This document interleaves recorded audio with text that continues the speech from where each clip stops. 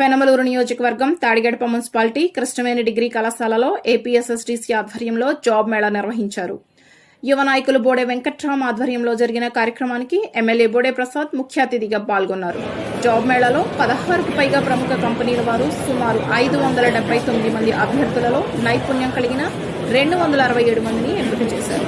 ప్రతి 6 నెలలకు ఒకసారి ఉద్యోగ మేళా నిర్వహిస్తున్న ప్రధాన లక్ష్యం నియోజకవర్గంలో నిరుద్యోగతను లేకుండా చేయాలని, యువత ఈ అవకాశాన్ని సద్వినియోగపరచుకోవాలని యువ నాయకులు బోడే వెంకట్రామ్ పిలుపునిచ్చారు.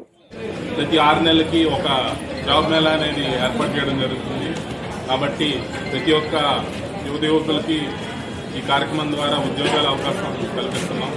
Thank you.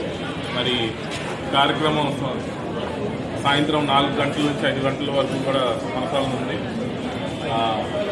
వీలైనంత మంది రిజిస్ట్రేషన్ పూర్తి చేసుకొని ప్రతి ఒక్క సంస్థ దగ్గరికి వెళ్ళి వారి క్వాలిఫికేషన్ తగ్గ జాబ్ తెచ్చుకుంటారని కోరుకుంటూ సార్, వీళ్ళకి అపాయింట్మెంట్స్ వెంటనే ఇస్తారా సార్?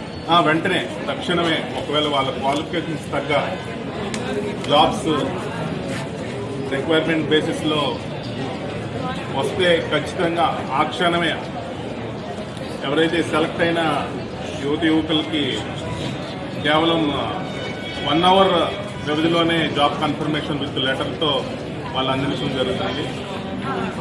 పోయినసారి కూడా చాలామందికి సుమారు 200 మందికి ఉద్యోగ అవకాశం కల్పించాం.